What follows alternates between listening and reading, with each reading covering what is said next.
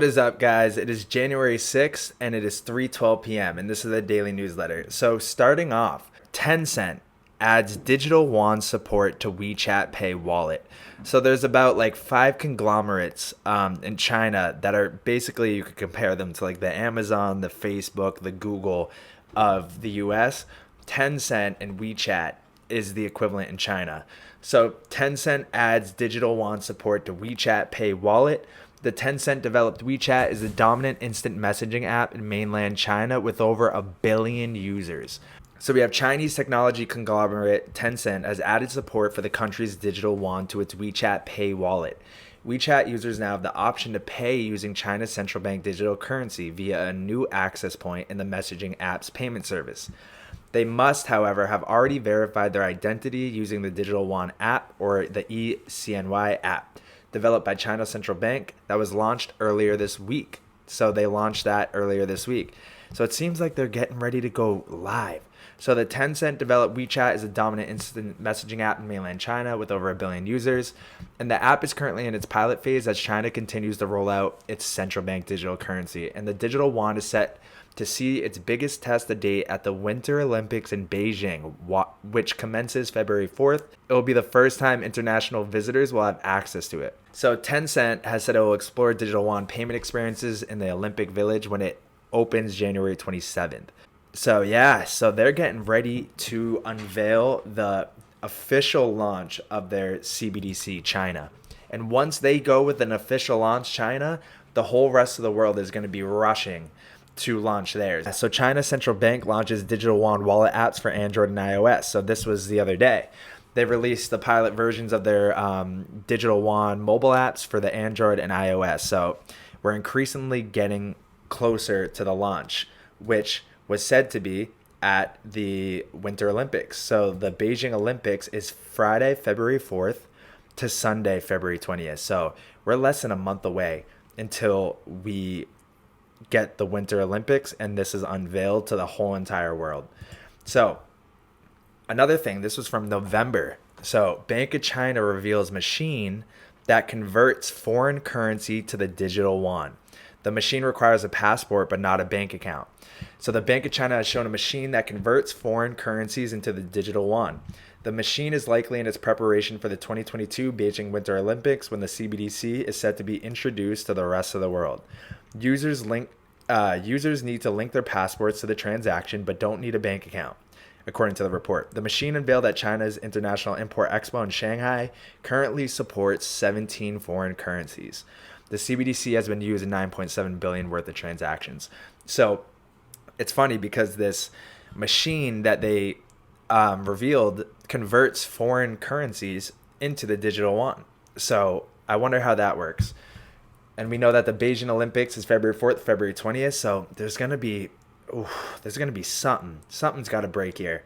The stars are aligning where a lot of things are happening and developing in the world where I just feel like something is going to happen before the Winter Olympics or during or close to after. But this time period of January, February, March, something is going to happen. Because then we have China digital currency, wallet lands in the App Store ahead of the Winter Olympics. So let's not forget, Ripple welcomed China's central bank and industry and academic leaders to Ripple's headquarters to discuss the latest blockchain trends in 2017. And here's a picture of that right here. So China's central bank was welcomed to the U.S. to Ripple's headquarters, a supposed startup company, right? That is huge alone. So if they're not working together in some capacity, I'd be shocked because China central bank coming to the U.S. to hear Ripple, a U.S. company, talk about utilizing blockchain technology within their systems, I'd just be shocked if they weren't involved with China with the development of the digital yuan.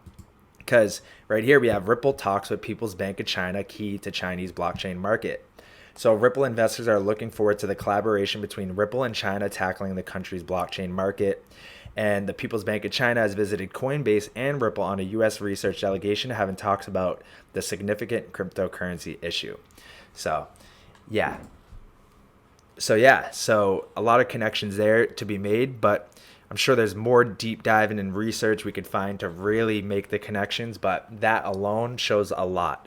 Now diving into the next thing. So we have the Official Monetary and Financial Institutions Forum, CBDC, stablecoins, and geopolitical implications. So here's a little podcast, and it says, as economies around the world move towards a greater degree of digitalization and look to foster greater financial inclusion, central bank digital currencies could prove to be crucial to safeguarding central bank money. James Wallace, Vice President, Central Bank Engagements and CBDCs, RippleX at Ripple, joins John Orchard, Chief Executive Officer of OMFIF, to discuss the economic benefits and risks surrounding central bank digital currencies in collaboration between the private and public sectors and the stablecoin debate and privacy trade-off concerns. So this is very interesting because this is a big kind of forum, kind of like the World Economic Forum, but this is dedicated to the official monetary and financial institutions. And you have Ripple's head of central bank engagements and central bank digital currencies talking with the CEO of this forum, discussing the benefits and risks surrounding it. So then we have, guys, we have confirmation. We got the confirmation. So this is the American Bankers Association. It's a comment letter. Response to the ISO 222 proposal. If you don't remember, we shared that, I think it was back in like October, November, that the Federal Reserve had decided to switch from a phased approach or phased migration into ISO 222 to a single day Big Bang migration.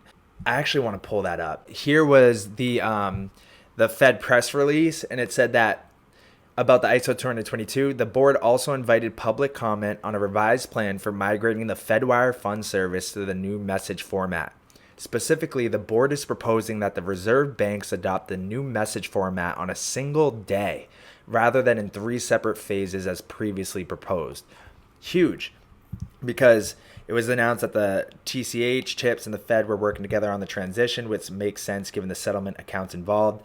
Therefore, all users of these rails, which is any bank initiating a wire transfer either directly or through a correspondent bank or other service, will need to start serious prep for the event.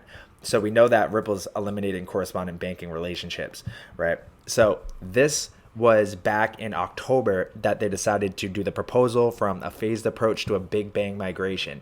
Now we're here and we have the response. So we have the Board of Governors of the Federal Reserve System responding, saying, Dear Miss Bat, the American Bankers Association appreciates the opportunity on the notice of adoption of the message format request for comment regarding the Fedwire Fund Service in ISO 2022.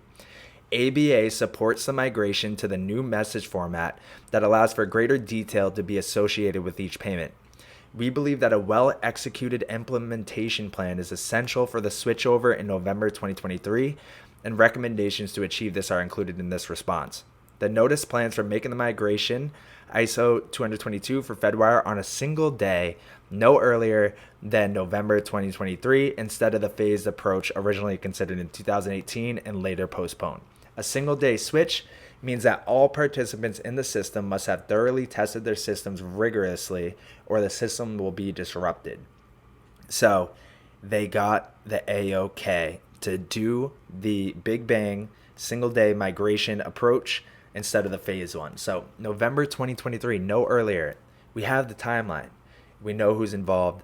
And if you saw what I shared yesterday in the newsletter, we saw that the Craig Phillips or Craig DeWitt, a part of Ripple, the senior product manager, just got accepted or was now initiated onto the Faster Payments Council for the U.S. as vice president to help with the assistance with developing central bank digital currency and cross-border payments. So all the stars are aligning here that they're involved, right? So that's huge.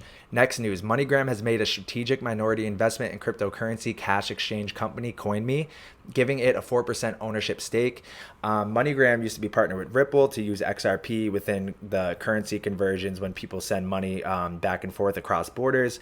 And then when the lawsuit happened, MoneyGram had to drop them, and then they partnered with Stellar Lumens and Stellar was looking to buy MoneyGram out. And I think that's still in talks. But now you have MoneyGram takes 4% stake in CoinMe. It's that ATM operator. Also, too, Ripple, their funding arm, venture capitalist firm. They have Spring, XPRING, and that they invest in other companies to build out the cryptocurrency ecosystem. So Spring, which is Ripple backed, invested into CoinMe as well too, and I'll show you that. So right here. So MoneyGram announces minority investment in CoinMe, the largest licensed cryptocurrency cash exchange in the US. CoinMe, the largest Bitcoin ATM network, raises new funding from Ripple Spring in 2019. So MoneyGram announces. So right here, largest Bitcoin ATM network, CoinMe raises new funding from Ripple. And then you have CEO and co-founder of CoinMe. He spoke at Ripple's Swell 2021 conference.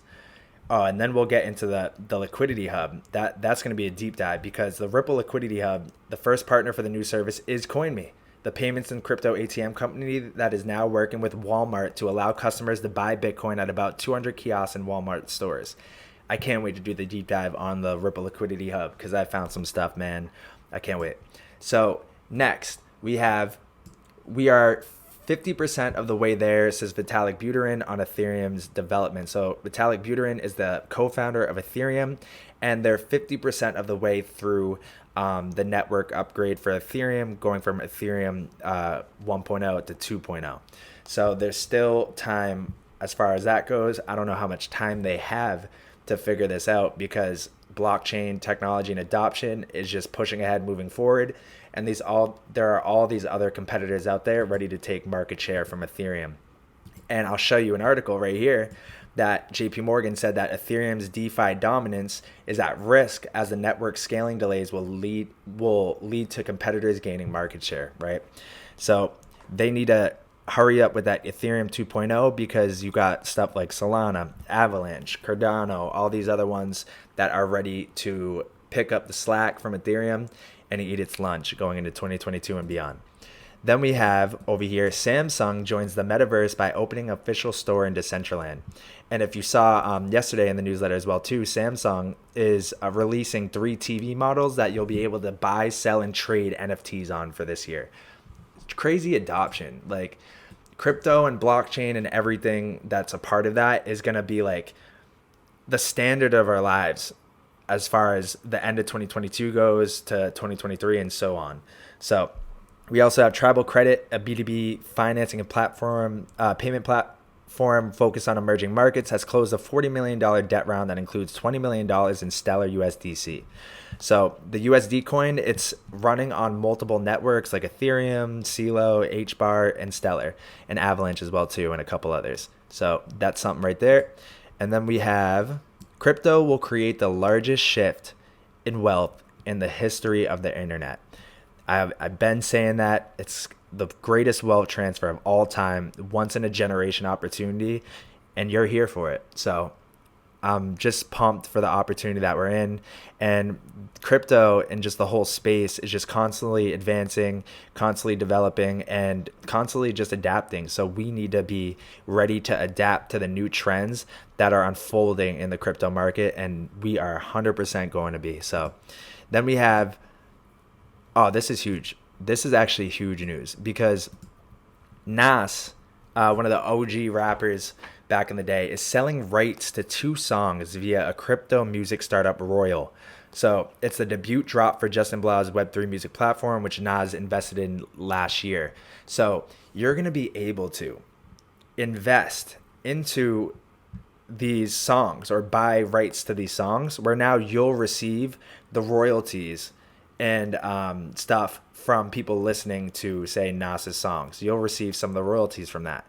So it's crazy, because now it's like the artists have become their own labels. Just like by owning crypto and putting it on a private ledger or your ledger device, you become your own bank, right? So now these artists have become their own labels and distributors of their music, where they directly own it. And now you can buy a piece of it and collect the royalties from other people listening to their favorite artists. Crazy times that we're in, and it's just so exciting. So here's the platform right here, Royal, and I'm going to do some deep dives into this, because this is an opportunity here. If one of like a big artists during this time right now, present day, starts to drop their music through here and you can own a piece of it, yeah, I would definitely want to be on that. Then we have Oh, this was pertaining to back at the beginning with the Beijing Olympics and the digital yuan. Republicans want digital yuan restricted at the Beijing Olympics. So, of course, they definitely want to do that, but I wonder how likely that's going to happen. But it's because there's something bigger at play here. They don't want US citizens using the digital yuan, whether it's because China is tracking people through it or just because they don't want to see they don't want Americans to see kind of the transition that's going on. But the dollar is the world reserve dominant currency. So I don't know how long that's going to last if the US falls behind as far as developing their payment systems and currencies to be digital. China has the lead on that. Lastly, Bitcoin, a liquid supply. So there's a divergence right here. So the illiquid supply is rising, meaning like Bitcoin on exchanges keeps going off of the exchanges and it's rising, and this is the price right here. So when the price is falling down but Bitcoin going off of exchanges is rising, usually that signals there's a divergence and price will pop back up. And then here, price coming down, the liquid supply rising, price pop back up. And then price came down recently, but the liquid supply is making new all-time highs. So definitely signaling based off the past, we should bounce out of here, and this is not the death of the whole cryptocurrency markets. But we'll be watching it, and that's the daily newsletter, and I'll see you in the next videos. We're going to do some deep dives and a market update, so I'll see you there.